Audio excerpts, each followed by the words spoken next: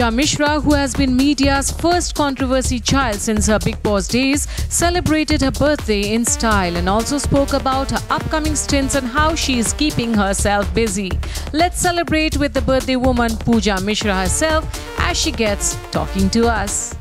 Well, actually 3 साल से मैं पुणे में हूँ क्योंकि पैंडेमिक चल रहा है और पैंडेमिक के दौरान सब अपने फैमिली के साथ टाइम स्पेंड कर रहे थे, तो मैं भी अपने फार्म हाउस पे थी पुणे में एंड काफ़ी कुछ हो गया इन 3 सालों में।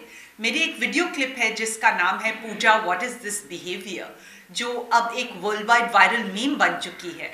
मुझे लोग डीएम करते थे इंस्टाग्राम पे कि पूजा आपका वीडियो वायरल है, यूरोप में पेरिस में लोग उस पर डांस कर रहे हैं, स्विट्ज़रलैंड में लोग उस पर हंस रहे हैं। मैंने कहा रियली, और मैंने इग्नोर किया क्योंकि मैंने कहा कि ये लोग मेरे को चने के झाड़ पे चढ़ा रहे हैं, they are just pulling my leg. फिर उसके बाद इंडियन ओरिजिन के Hollywood based actor Kal Penn ने अपने ट्विटर पे Pooja what is this behaviour को मेंशन किया और international glam girl Khloe Kardashian, जो किम कार्दाशियन की बहन है, उन्होंने अपने इंस्टाग्राम पे मेरे dialogues get off my back लिखे। तब मुझे समझ आ गया कि इस मीम का बहुत ज़्यादा क्रेज़ है और द वर्ल्ड ओवर लोग इसे पसंद कर रहे हैं। इनफैक्ट मुझे रिक्वेस्ट्स आते हैं बर्थडे, एनिवर्सरी, पेपटॉक्स के वीडियो बना के भेजने के लिए। People from America, England, Egypt, middle east, all over the world मुझसे वो वीडियोस बनाते हैं कैमियो पे।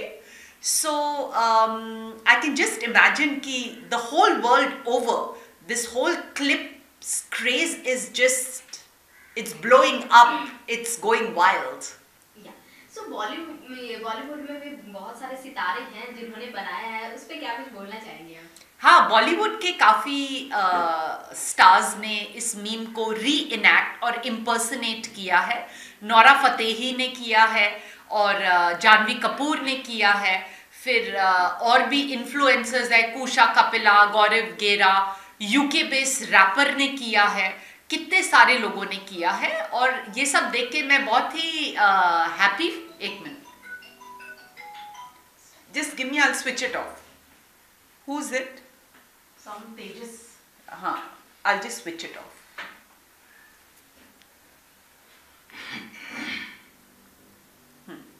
We'll just do it again, ना? The whole reenaction वाला.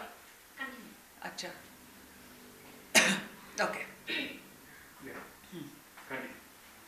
बहुत सारे इन्फ्लुएंसर्स हैं जैसे कि कुशा कपिला, गौरव गेरा और यूके बेस्ड एक रैपर है, उन्होंने किया है। American based celebrities, TV stars, सब इसे इम्पर्सनेट और रीएनैक्ट करके टिकटॉक पे वीडियोस बना रहे हैं, इंस्टाग्राम रील पे बना रहे हैं। इनफैक्ट अभी भी वायरल है ये।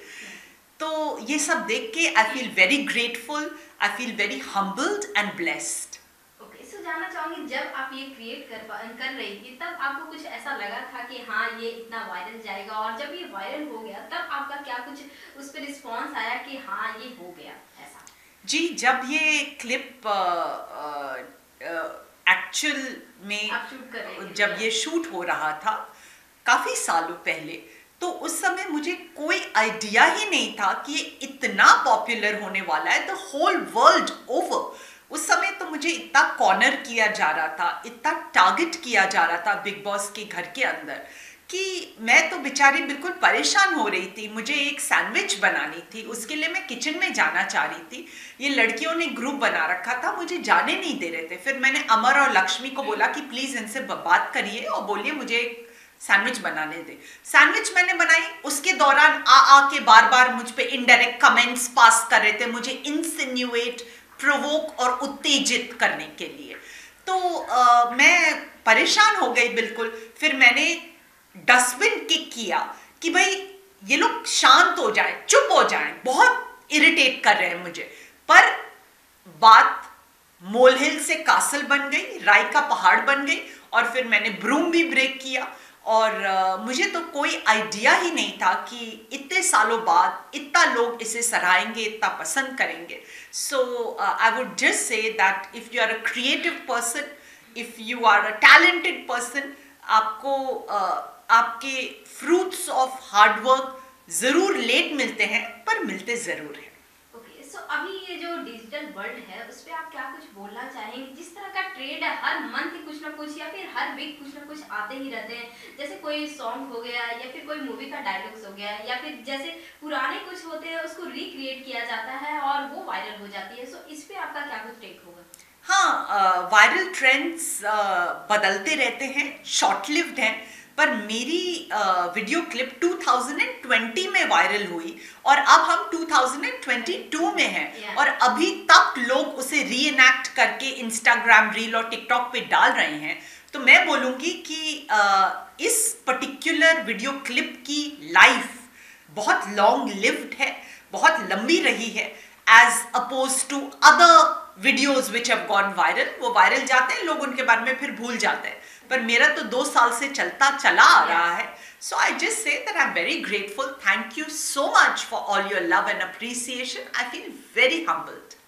सो अगर बिग बॉस की बात की जाए तो बिग बॉस की जिस तरह से आपकी जर्नी रही है या फिर ये जो इंसिडेंट हुआ था उसको लेकर भी अगर बात की जाए तो क्या कुछ अब आता है आपके माइंड में, क्या कुछ मेमोरीज अब याद करती हैं आप? वेल, बिग बॉस की मेरी जर्नी बहुत ही टफ थी, क्योंकि जैसे आप लोगों ने देखा मुझे अकेला करके बहुत परेशान किया जा रहा था और ये मेरी मेंटल स्ट्रेंथ है कि मैंने तब भी हार नहीं मानी और मैं 2 महीने वहाँ रह के आई और फिर मेरी री एंट्री भी हुई थी बिग बॉस में एंड्रू सिमंस क्रिकेटर के साथ। तो मेरे लिए आई ओपनिंग एक्सपीरियंस रहा बिग बॉस में। बिग बॉस जाने से पहले घर का काम करना मुझे नहीं आता था, झाड़ू पोछा, बर्तन धोना, कपड़े धोना, ये सब मुझे बिल्कुल नहीं आता था। और बिग बॉस से ह्यूमन साइकोलॉजी के बारे में भी मैंने काफ़ी कुछ सीखा कि लोग एक दूसरे को बैकस्टैब क्यों करते हैं, हिपोक्रेसी किस चिड़िया का नाम है, और ये सब बातें जो अदरवाइज मैं नहीं जानती थी क्योंकि मैं उतनी स्ट्रीट स्मार्ट नहीं थी। जब मैंने बिग बॉस में एंटर किया तो मैंने बहुत कुछ सीखा। So I would just like to look back in retrospect with gratitude कि जो भी मैंने सीखा अच्छा सीखा, और जर्नी जो भी थी टफ जरूर थी, पर thankfully all's well that ends well, सब भला जिसका अंत भला। सो सलमान खान के बारे में क्या कुछ आप बोलना चाहेंगे? जिस तरह से बॉन्डिंग थी और अब है, जिस तरह से क्या कुछ आप बोलना चाहेंगे? मैं बस ये बोलना चाहूँगी कि सलमान खान को मैं हमेशा से रिस्पेक्ट करती हूँ, उनकी फ़ैन रही हूँ, और कुछ बॉलीवुड फैमिलीज़ हैं बीच में जो बहुत ही इनसिक्योर हैं मेरी और उनके रैपो को लेके। तो उन्होंने मुझे भड़काया, मुझे बोला कि आप जाइए प्रेस कॉन्फ्रेंस कीजिए, आप उनके अगेंस्ट बात करिए, और उसकी वजह से उनकी और मेरी रिलेशनशिप स्ट्रेन हो गई, स्ट्रेस्ड आउट हो गई। और इस बात को लेके मैं बहुत ही सैड फील करती हूँ क्योंकि at heart I am a very clean hearted, honest, outspoken person. मेरे दिल में किसी के लिए मलाल नहीं है, और जो भी पास्ट में हुआ मैं उसे भूल जाना चाहती हूँ। I like to apologise to him and like to make a new start, क्योंकि ज़िंदगी में सबको एक नई शुरुआत करने का मौका दिया जाना चाहिए। मेरा बचपना था, मेरी आप बोल सकते हैं मैं गलिबल थी, कान की कच्ची थी कि मैं लोगों की बातों में आके मैंने बहुत कुछ बोल दिया। एनीवे, अब जो हुआ सो हुआ। अब पैंडेमिक को देख के, इतनी सारी डेथ्स देख के आदमी को जिंदगी की ज़्यादा वैल्यू होने लगी है, रिलेशनशिप्स की ज़्यादा वैल्यू होने लगी है, और ये सब मद्देनजर रखते हुए I think that we all should forgive and forget, let bygones be bygones and make a fresh new start. So reality show का अभी काफ़ी बज बना हुआ है, जैसे बिग बॉस ही अगर जब वो स्टार्ट होती है तो उसका बज बन जाता है, अगर खतरों के खिलाड़ी अगर स्टार्ट होती है टीवी पे तो उसका बज बन जाता है, और अभी ओटीटी प्लेटफॉर्म पे लॉकअप करके शो आया है उसका काफ़ी बज बना हुआ है। क्या आप वो फॉलो कर रही हैं? लॉकअप? जी हाँ, मुझे लॉकअप के लिए अप्रोच किया गया था। एक कास्टिंग डायरेक्टर ने मुझे अप्रोच किया था दिसंबर में, जिन्होंने सारी ही कास्टिंग की है उस शो की, और मुझे बोला गया था बिग बॉस की तरह एक शो आ रहा है, हम चाहते हैं कि आप उसका एक भाग बने। तो मैंने बोला देखिए, अब बिग बॉस जैसे डिफ़िकल्ट शो में मैं ऑलरेडी एक हिस्सा बन चुकी हूँ और उसी कंट्रोवर्शियल फॉर्मेट में मुझे वापस नहीं जाना है, तो अगर एंकरिंग का कुछ काम हो तो मैं ज़रूर करना पसंद करूँगी। मुझे क्या पता था कि कंगना एंकर हैं शो की, फिर बात वहीं पर ख़त्म हो गई। पर अब मुझे पता चल रहा है कि वो शो लॉकअप था, और OTT प्लेटफॉर्म्स में काफ़ी लोग उसे देख रहे हैं। पर मुझे लगता है अभी लॉकअप की शुरुआत हुई है, अभी बहुत उसे साल लगेंगे एक पहचान बनाने के लिए बिग बॉस की तरह। तो चर्चा में तो ज़रूर है क्योंकि वो कुछ अलग और नया करने की कोशिश कर रहे हैं, पर काफ़ी इम्प्रोवाइजेशंस अभी भी रिक्वायर्ड है लॉकअप में उसे बिग बॉस के लेवल तक आने के लिए। ओके, अपकमिंग प्रोजेक्ट क्या कुछ शेयर करना चाहेंगे ऑडियंस से? मैं एक लाइफस्टाइल सीरीज मैंने डायरेक्ट प्रोड्यूस और एंकर की है जिसका नाम है अभी तो पार्टी शुरू हुई है, जो हंगामा प्ले ऐप, MX प्लेयर और वोडाफोन पे आने वाली है। ये 8 एपिसोड के आधे घंटे के एपिसोड्स हैं और ये मैंने बैंकॉक, मुंबई, दिल्ली NCR में, पुणे में शूट किया है। बहुत ही लक्स गुड लाइफ के बारे में ये शो है। इसमें हम celebrities, fashion designers, top chefs सबको इंटरव्यू करते हैं और लोगों को मेकओवर देते हैं उनको चीयर अप करने के लिए। तो एक इंटरेस्टिंग चटपटा सा शो है जो नॉन रेजिडेंट इंडियंस के साथ बहुत बड़ा हिट होने वाला है, क्योंकि मेरी सिस्टर खुद NRI है, सिंगापुर में रहती है और उसे हमेशा इच लगी रहती है, खलबली मची रहती है कि इंडिया में क्या हो रहा है। तो ये शो आपको सारी इंडिया के कल्चर और गुड लाइफ के बारे में अब्रेस्ट रखेगा।